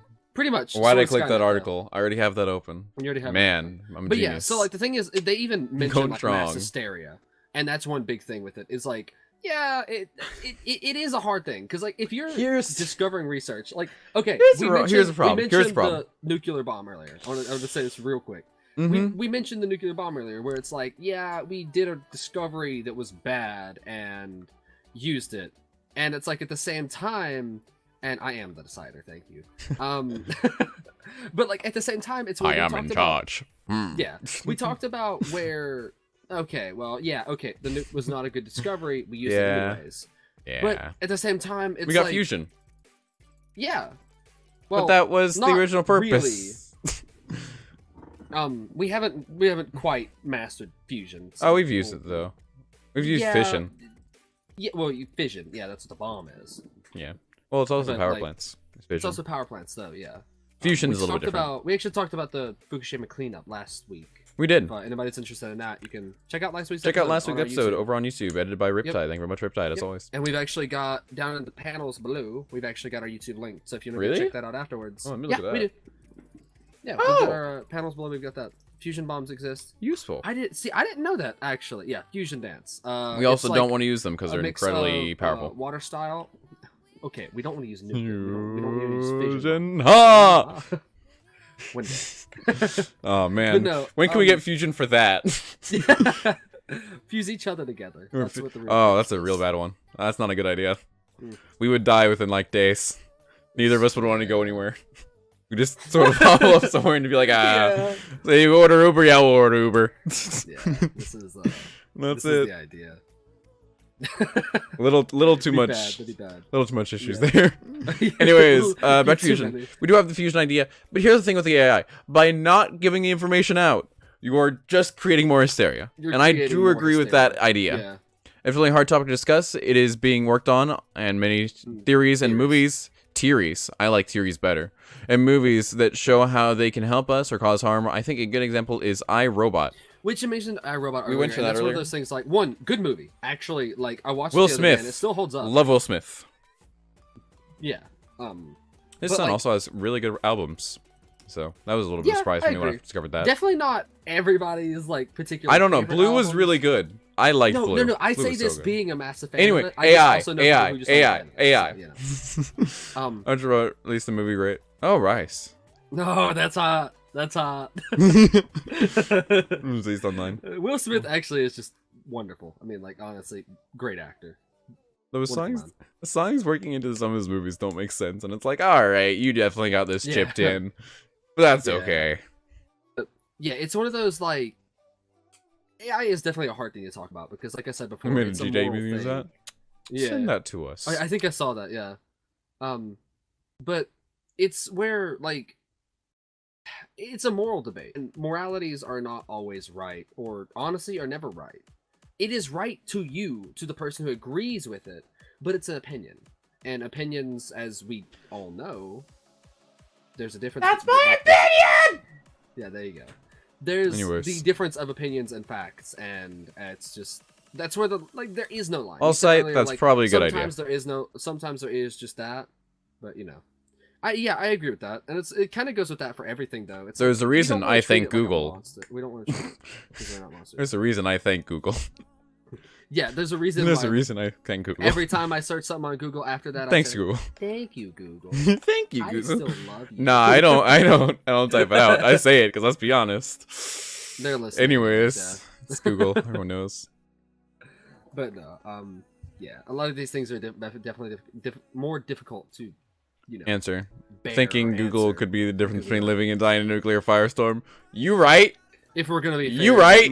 That might be the eventual future, anyways. You're right. And we have more research on AI as it gets to the point too. of being perfected. All we can have are our opinions. That is very true. My opinion personally is that until we can actually understand a little bit more about humanity, we should probably step back a little bit from the AI. Just because we don't have the readiness yet in society, nor our own understanding of the mind, to understand where it might head and what the actual ramifications for these things are. So I'm the cautious view. I am a very cautious view of this. I understand that, but that's just how I look at it. This thing is like when we say as AI to the oh, that must have been if you are linking an article or any links, they will be removed from chat automatically by the bots. Yeah, shoot the link to but one of us. Shoot them through most likely. Maybe Twitter would be the easiest one for the info pit. Do you have the info pit Twitter up yet? Well, do you have he's kind of the other manager for the Twitter. Oh. Yeah.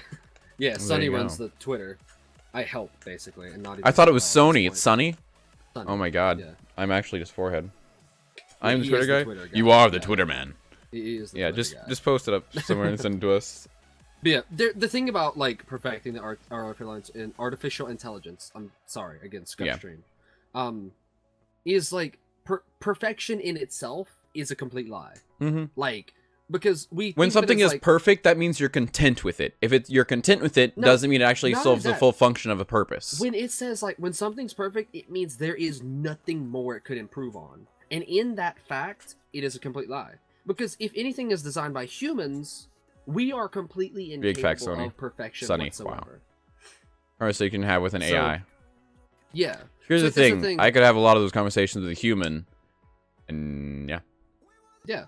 And I mean, the big thing is, though, where, like, the idea of perfection itself is just completely scuffed. Because if anything is, like, designed by humans, there is going to be imperfections. In a lot of mythology or, like, religion in general, there is, like, this idea of a perfect god or goddess.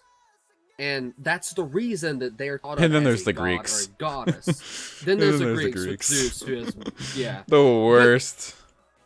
But that's where, like, you know, it's kind of like... That's why they're thought of as gods. Because they're perfect. But you can always find flaws in it to your personal morals.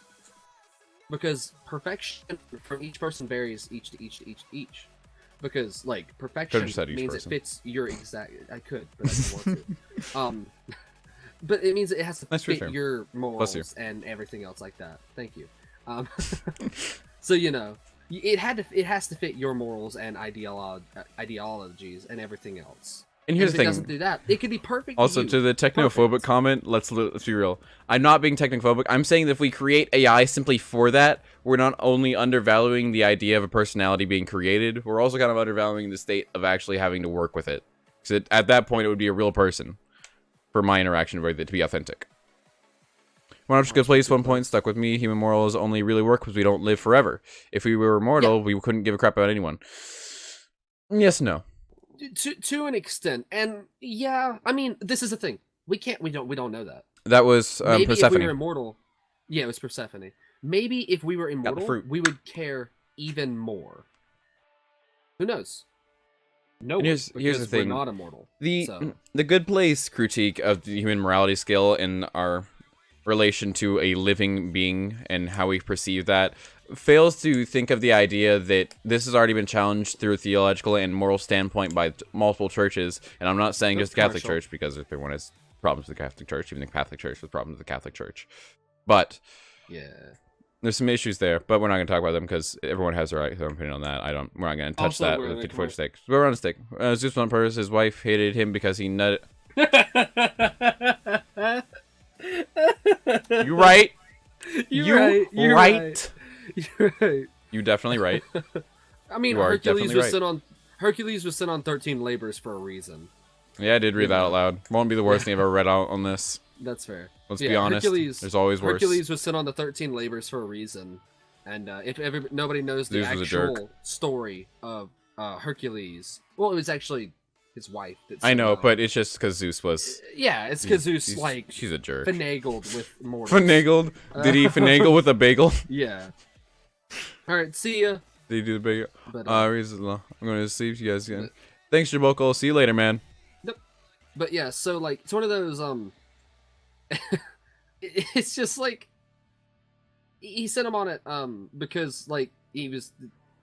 Yeah, words. I can't even think of the words. Basically, she was mad at Zeus for his infidelity, and in sort of recompense for his actions, she wanted to punish his son, who is the product of that infidelity, by sending him on these 13 labors, which he was supposed to die from, and then he just kind of didn't because, Greek mythology. Yeah, his wife and children did die, though. Which is how small people thought that meant wisdom. Yeah, it did. That's a real fact, Sony. Good job. Yeah, Sunny. Ah!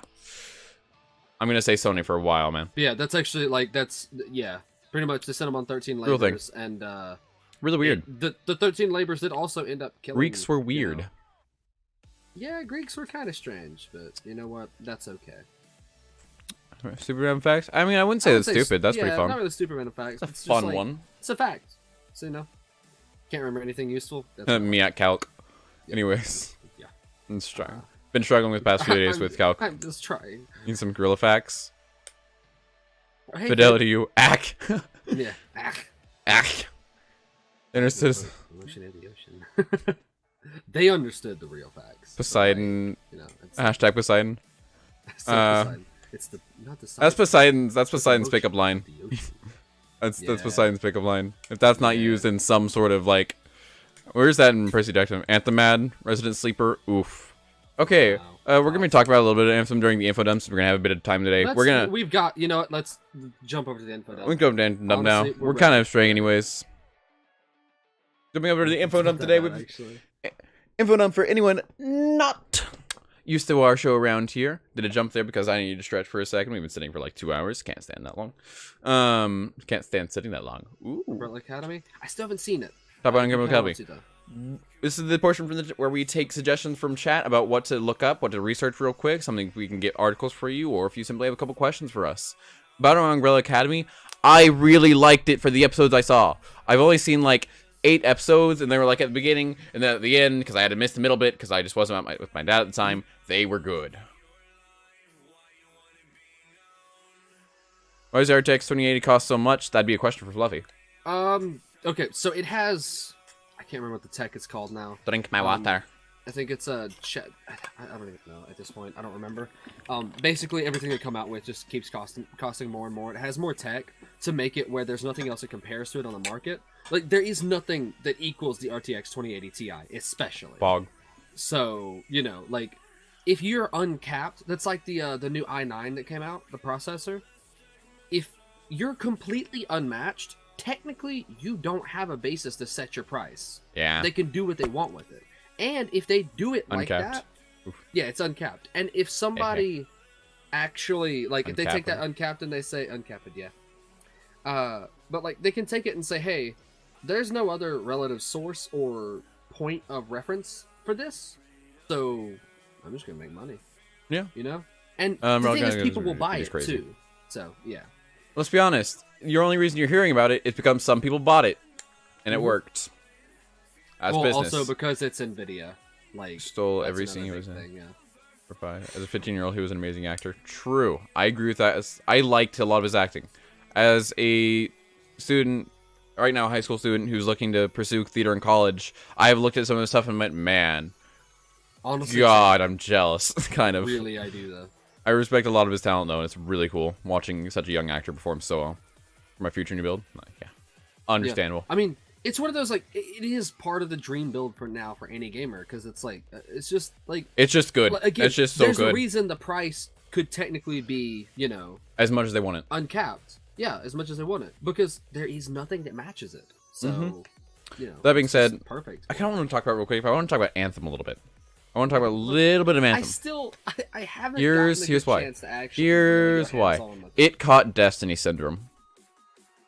Did it? You know what I mean by that? Like, big hype? They decided to spread out the content for it over the next few months rather than letting it be completed, really. And then now it's just a loot grind. And now it's like loot grind city. And there is a niche for loot grind games. I was really hoping this was going to be a little bit better. Like, I enjoyed Ark, don't get me wrong, but like, that's rough. That's really rough. Yeah, like, it's that weird. There was a shift. Anyways, back to what I was saying. Camera focus, damn. Yeah, and that's my room suddenly. Something dropped. Anyways. My camera got out of focus. No. Nice. Oh, bless you. It goes out of focus when I don't want it to. But did I freeze? Did I freeze? No, you're like you like stuttered. It was like Anyways, but I was talking about Anthem. There seems to be a lot of it caught Destiny syndrome, and I like Destiny. I did. There were many issues with it. Together. We played. They were like 50 hours of Destiny per 20 to 50 hours, somewhere within that range of Destiny together. Yeah. We enjoyed it. Yeah, it was fun, for sure. But here's the thing. That was after it had, like, the 4th release content. It was after it had all of its content, yeah. It finally got interjected in the game with a nice little needle just poking through the skin of the game to actually have something there. That's the thing, Sonny, we did, instead of getting the game right off the bat and then playing it right then... We played, like months after it got out. And it was finally fun. After it came out and it had all and of I its played DLC, well, not original all of Destiny 2. I played the original Destiny 2, and it was like, man, where's my content? One of the raids like 50 times. Yeah, there was only one raid. This is my... There was only one raid. At the beginning of Destiny 1, yeah. I'm not doubting Destiny 1. At the beginning of Destiny 2, yeah. There were raid layers. Basically not full raids at the release with different contents back. It was not enough. My one issue with games is it's just like... my one issue is if you're it's a looter shooter. I do have an issue when people compare games. Games unless ranking them. I feel comparing them to other games raise expectation when those aren't met. Point rise. Here's the thing: we're not comparing the games. We're comparing the game's issues with something that had already been done by another game and had the same issue in a similar variety of lessons and things that they should have learned from. Adding with that, that's something you can say about like Fortnite and Apex Legends. Apex, really fun game. Really, I mean. That's my honest opinion on the game. Yeah, I used the background pipe theme too. No. Yeah. It's a fun game and everything. It was good. Easy. But like, it's just like if they never released it comparing it saying it's going to be bigger than Fortnite. It's going to be better than Fortnite. They actually released it kind of silently. And I mean, the game is huge now. So like, and that's amazing. And comparing the two games doesn't do either of them justice. Both of them are good games in their own rights. But here's the thing. That's different than when we're talking about the critical failures of the genre. Critical failures of the Battle Royale genre in general. Randomness. I don't play Battle Royale games because I don't like the randomness. Yeah. It feels bad for me. Yeah. Game so far. Like, I don't know. I've spent enough time with it. Me and Abs have played a lot of Apex. Maybe not a lot of Apex. We've played a good amount together. A good amount of Apex together. Like maybe 10, 20 hours at this point. Yeah, my niches. But the thing is, we played a good amount of Apex together, and there are some games we'll drop and get wonderful loot. And I understand. Everybody knows that's just part of the RNG part of it. I don't mind the RNG so much. Not a favorite thing of Abs's, though. But like, there are also games where we'll drop and not get anything. Literally not anything other than bullets and, like, weapon mods. Mozambique. No guns. Basically not again. No guns. So, like, really bad. I don't count mozzarella sticks. Yeah. I like them, though. They're tasty. My last 20 games have been awful. Before the launch date, it would have died. Really, I do agree. So, it's just like And this is my problem with Anthem. Ah. This is my problem with Anthem. It promised things that it met, but those promises you could see were very layered. They were layered. They had things like, oh, this will be expansive. And it was expansive. The open world is more vast, more entertaining than that of Destiny's. I like that a lot. That was cool. And from being able to watch the exploration of them, being able to watch the people that I watch play this, it's been great. Seeing them enjoy it's been great. But it has a lot of things that just didn't meet. Yeah, it just didn't go the way we wanted it to. Like, let's talk about the... We or they, actually. Let's talk about the frame system. Or what do they call them? It's the javelins? Javelins, right? Yeah. Javelins. Sorry, there's so many of these out. Yeah. Frames, heroes, legends, more javelins. Like your warframe. Or your warframes. When you pick between your warframes. All the warframes... Wait. All the javelins have these unique purposes within the fight. But in the end, they are just set to get the same things done. Have you guys watched Santa Clarita Diet? I have not.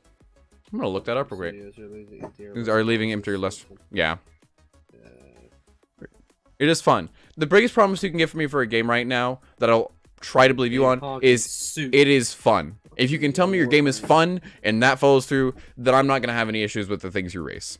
But it's these things where they're trying to like, oh, this is this. I'm sure it is. Why do I care? Cool. Give me the damn game already. It's like, all right, we'll find out. Game with all of its content released at the same time. Whoa. Okay, no. Actually, game. I want to talk about Subnautica. Okay. Look up this. What is this? To do with this. Santa. Oh right, the winter.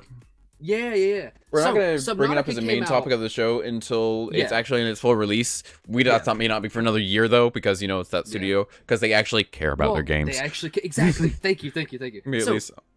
Big thing about, like, Subnautica, though, is it released... It was in beta for a long It's the Arctic Subnautica. It's literally just Subnautica in the Arctic.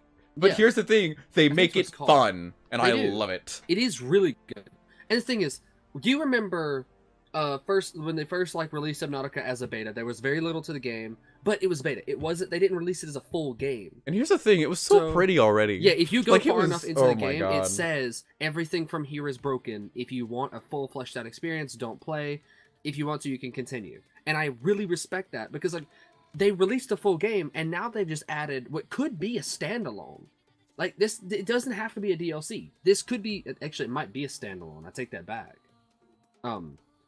So, like, they released this incredible game based off of another game with the same same storyline. The same universe, I'll put it What is this show? What is it? Santa Clarita? Yeah, this is... What is it?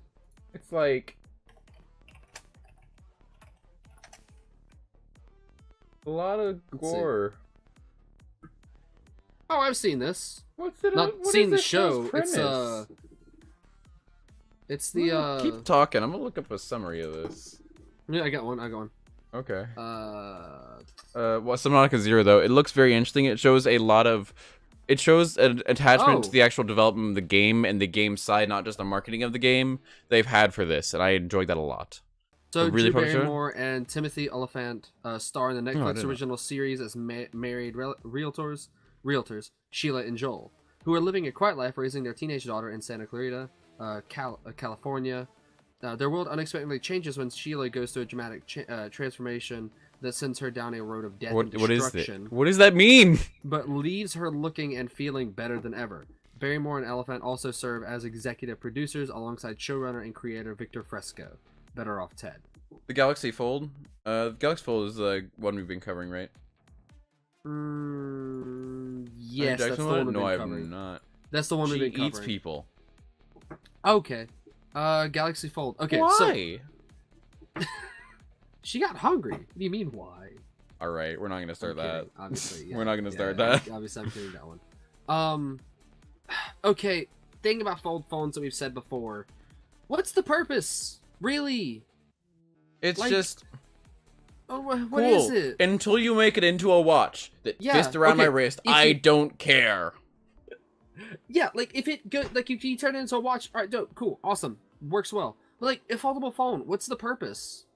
Like I really don't understand the purpose. The tech is cool, as somebody who loves tech, all this as much as I do, it falls flat on any advances are functional incredible. use, and that's the issue.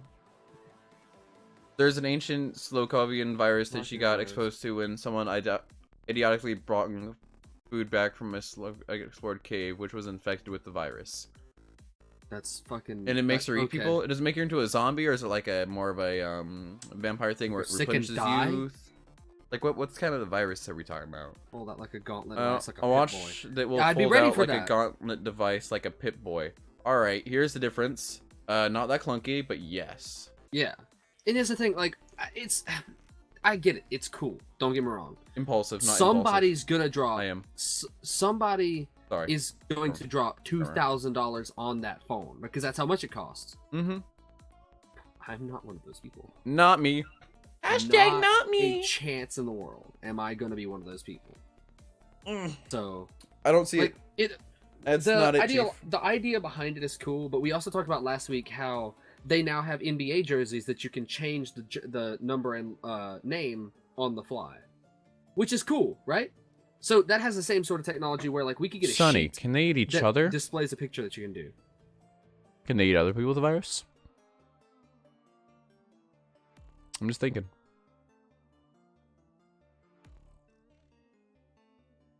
Yeah. So like that's the thing, you can change it on the fly, which means we have the technology to basically we can make a blanket and take that blanket and make it where it's a programmable surface all the way across, and it still feels like a blanket and everything. You can still like jerseys. and be nice. Funny you mentioned that. If you look back Yeah, on last week, we covered the digital jerseys that they had rolling out for the NBA. That's what I'm talking about, you fool. You just said it in chat. He said DI jerseys. I said talk about that. I'm saying look at that. Yeah.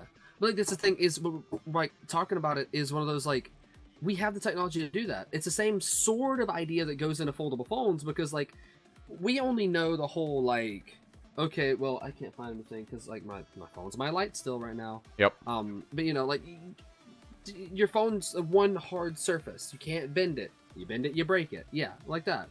What if that was just like, yeah, you already bought it, so you know, you just break it. If, instead of that, it's just a sheet, and this all has a programmable surface on it, where you can sit there and like you're doing this. Why do you have tiles next to your desk? I get nosebleeds. Right. Yeah. I just assumed you had a tissue box, you know, like a normal person. No, I've got this. Why don't you just get tissues, man? I'm sure it's much more healthy for the nose, anyways. Because I also spill things. All right. Yeah. Okay. I'm okay. I'm kind of a clumsy person at times, and I spill a lot of things. So we should probably go ahead and wrap it up soon. We got 10 minutes. We got 10 minutes, but we should probably hit it at the 50 mark. Take a couple last suggestions to talk about. But yeah, the jerseys are really cool. I'm really interested in them. I'm not interested in the phones though all that much. Phones just don't. The tech is cool. The reality and it's useless. I'm sorry. I don't need a foldable phone to fit it in my pocket. I have pockets. Yeah. Like even that, if I didn't like, I'll find some way to hold it. I'd carry a purse. They got pockets in them. I'll carry a purse if I really want to. I wouldn't actually. I'd probably just get one of those straps for like a belt. That's probably what I do too. Yeah. But that wouldn't be my first. I don't have enough to justify. I don't have enough to justify a purse. Yeah, that's fair. That's why I have jackets. Posted meme review. Meme review. Did really? 1 second. Wow, it's one of the top search things for Elon Musk. Yeah. Pokes fun at himself while he's hosting. He did. Wow. What do you know?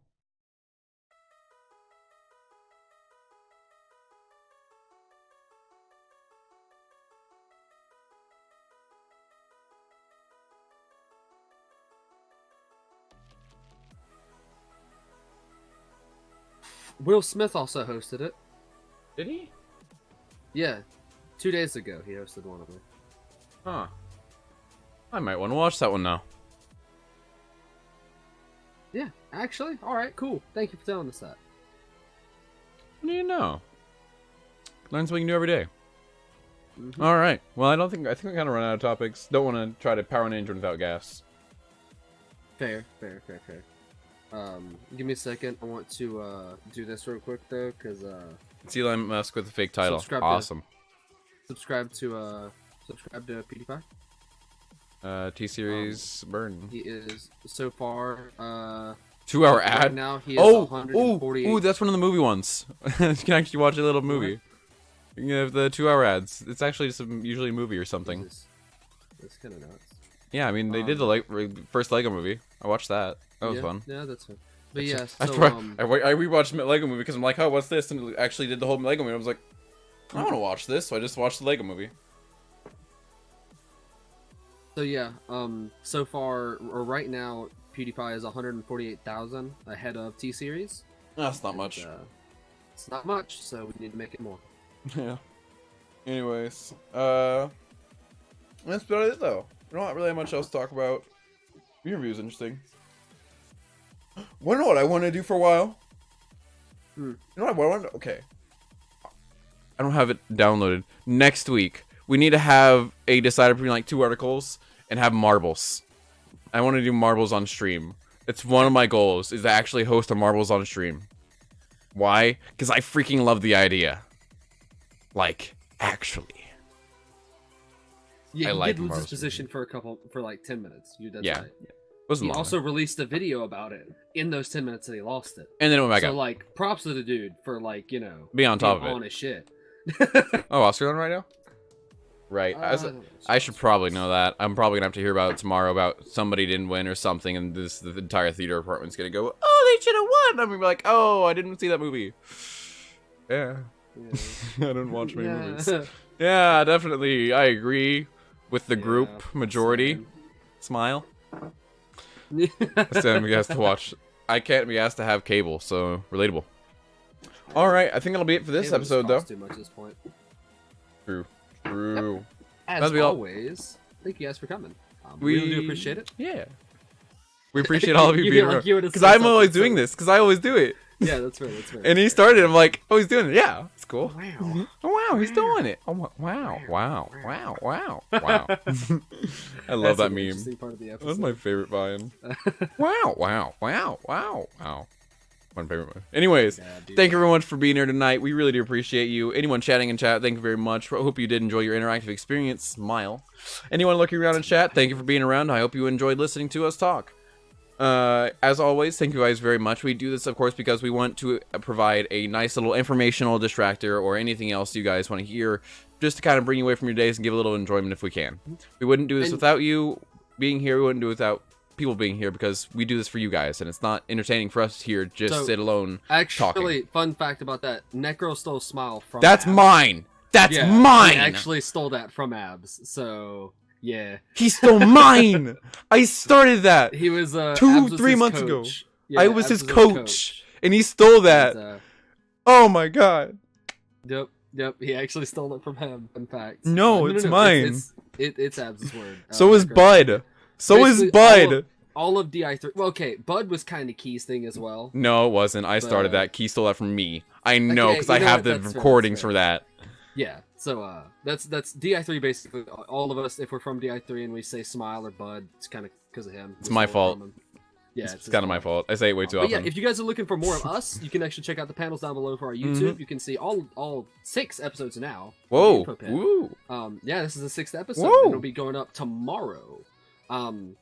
But if you're interested in seeing that, go ahead, give us some views. Look at the video, tell us how you feel. I think I'm in DI3 now. Welcome to the party. It's a fun one. Basically, as well, if you want to reach out to our Twitter whatsoever, that will either be me or Sunny who would actually deal with that one. Then the panels below as well. I'm not on the Twitter as much as he is, so you know, that's it'd be more than likely be Sunny that replies. I don't remember what division I'm in. Yeah. Oh, Megalol. If you're interested in like more Absolute, then you can check him on his personal stream at twitch.tv/AbsoluteNSB.